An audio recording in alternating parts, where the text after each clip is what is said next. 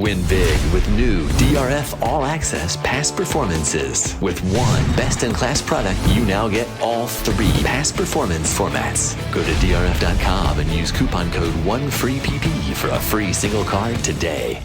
Dan Illman, Ashley Mailloux, race 9 at Santa Anita on Sunday, potentially a prep race for the Breeders' Cup Sprint. It's the Grade 2 Santa Anita Sprint Championship, 200 grand on the line. Let's take a look at this field. We're going 3/4 of a mile, 7 in here. And one of the big question marks in this race is, what do we get from Fort Bragg?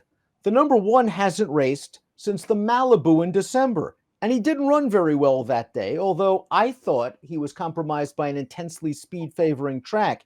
He has shown some ability in his career going one turn, winning the Dwyer at a mile in 2023. Baffert has done this on occasion, Ashley. You bring horses back off long layoffs, and they make hay. Yeah, he does. I mean, his stat says that, obviously, plus 6 months, just almost 30%. Just an inconsistent type throughout his career, right? He started off a little strong, got cold, got strong, got cold, strong. Then he had a bad performance in the Mailloux, and we haven't seen him since. So he's tough to say. I think also from a pace perspective, he draws the inside.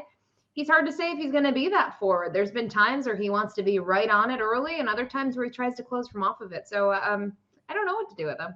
Even if he wants to get forward, I'm not sure he's as fast as Straight No Chaser, who is a true blazer. Let's see what Timeform US has to say about that assessment. They have Straight No Chaser out there on the lead. For All Mankind is pretty quick as well. In his last race, his first start on dirt in North America, was a really good performance. But Straight No Chaser, as we saw 2 starts back, and that was a long, long time ago in the Maryland Sprint, he is fast. Yeah, and last time out he was fast, but I think the key thing with the Run Happiest, he broke horribly. He almost bopped down onto his nose, and then I feel like he had to chase to get the lead, and then he had it and tired. So just don't think that race went well for him. He's had plenty of time to regroup. We're only seeing him for the second time in, gosh, almost 15 months or so. So we'll see what he can do here. He is probably the fastest horse on paper. I like that they're trying to rejuvenate Fort Bragg as a sprinter. He was very briefly on the Triple Crown Trail and the San Felipe and the Florida Derby, but they turned him back in the Pat Day Mile. He ran a pretty good second without the cleanest trip. He won the Dwyer going one turn. I think he was compromised by wet tracks in his subsequent 2 outings, got that second level allowance confidence boosting win, and maybe something happened physically in the Mailloux, which necessitated this 9-month layoff. I do think he has some quality, and if the 7 can put heat on the 5, maybe he sits the catbird seat. Yeah, and speaking of Fort Bragg and kind of looking at his performances, we looked at the win 2 starts back, but even the race 3 back, look at the names that he faced. We're talking about Breeders' Cup Sprint participants, Speedboat Beach, the winner as well. So he's been in deep waters in the past, and I think has at least a little bit of intrigue here. I wouldn't take too short of a price on him, knowing that he's inconsistent, but we'll see what he can do here. Fort Bragg, trained by Bob Baffert, ridden by Juan Hernandez with a 106 Beyer speed figure top. The number 2 is Mbagnick. This horse hasn't been seen since the Grade 3 Ghost Sapper back in March. That race was a 2-turn event. His races sprinting, and I put quotes around sprinting, are good because those are 2-turn events at Delta Downs. I do wonder if this race is going to be sharp, and with some fast horses in here, maybe he'll be out sprinted early. Maybe. His challenger performance at Tampa, I think, is the one to key in on. Everything else I can kind of do without and don't really love. And looking at the Go Sapper and looking at the horses out of there, we'll see one of them, I think, or a couple of them in the ACAC. The winner didn't fare too well in the Pacific Classic. It's just really tough to say what he's faced at this point. For him, the long layoff, I think, is a big concern. This is a barn that doesn't really have horses off the long layoff. It's also just going to be interesting to see him now adjust to Santa Anita. He's been at Del Mar a couple of times in his career. They weren't his best performances. He has some speedy drills, but still, I think for him, he's got a lot of questions to answer. The number 3 is See Through It. He's been all over the place from a class spectrum, graded stakes place. Then he won a couple of $12,000 500 starter allowances. And let's just say he was in tough against the Chosen Vron, arguably Southern California's best sprinter right now in his last 2 starts. So he's actually getting a little bit of class relief in here, and there's another with tactical speed.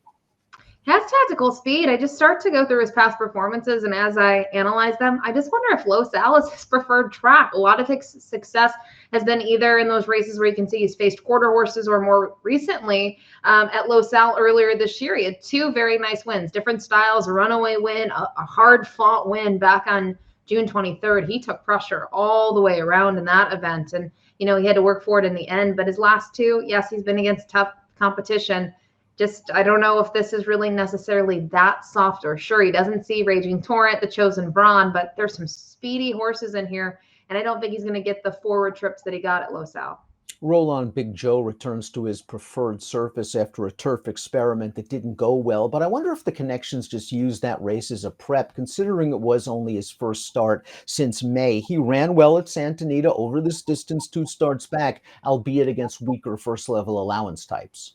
Maybe they used it because of the distance. I think when you go to his synthetic race 3 back, he raced really well at Gulfstream Park on the Tapeta. He followed that up with this win on the dirt, and just liked his style. You look at earlier in his career, those wins and second place finishes were when he kind of opened up a little bit of a lead and he hung around. But I think when you look at this performance, it was nice to see him actually not have the lead early, and he kind of made his way to the front. So he can maybe be in a trip where he's stalking horses like Straight No Chaser or the Outside Runner.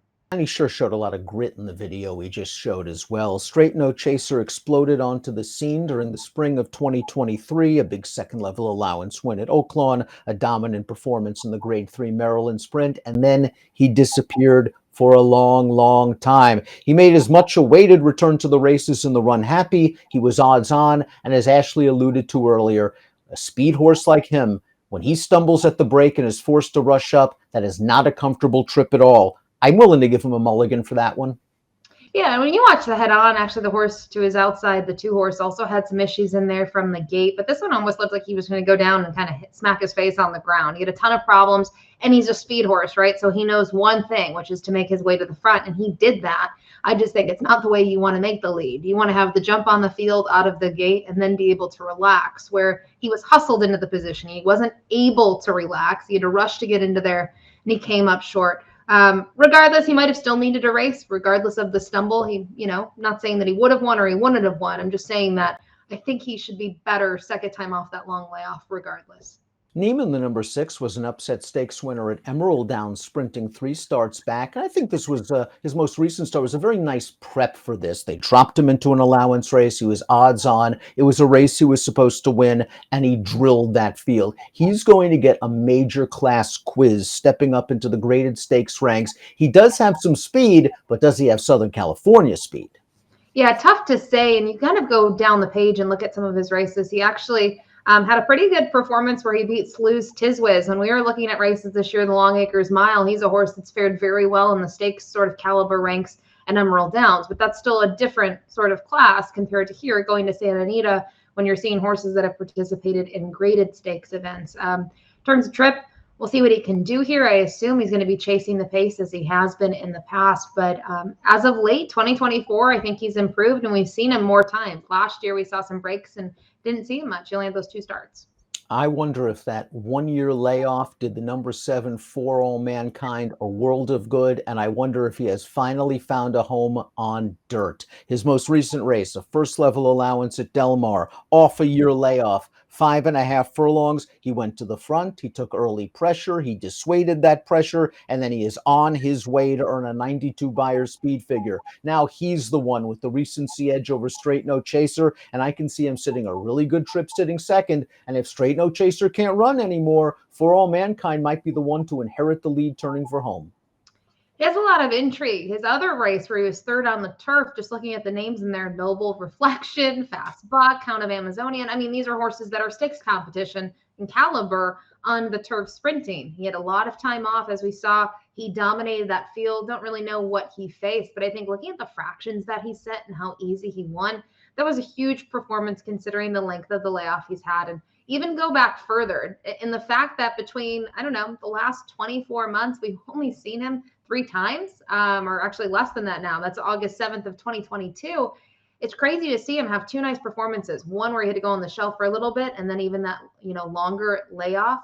There is also the opportunity or the potential that he he bounces off of that. I just think looking at his workouts, that seems a little unlikely. He's coming in here with a really nice bullet drill. Let's take a look at our top picks for the Grade 2 Santa Anita Sprint Championship. You're going with For All Mankind. Again, his last race on dirt, I think, was a revelation. He's going to get a good trip, and he's likely to put some heat on Straight No Chaser at some point on the turn, and we'll see if the likely favorite cracks.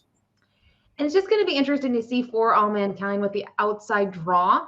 Is he applying pressure? Is he going to have to show that he can pass horses? He didn't have anyone to pass last time out because he made the lead so easily. But I thought on paper these were the main two to look at, and I just thought there was a little bit more upside on the outside runner for the main reason of we don't know that much about him, but what we've seen stateside, it's been pretty good.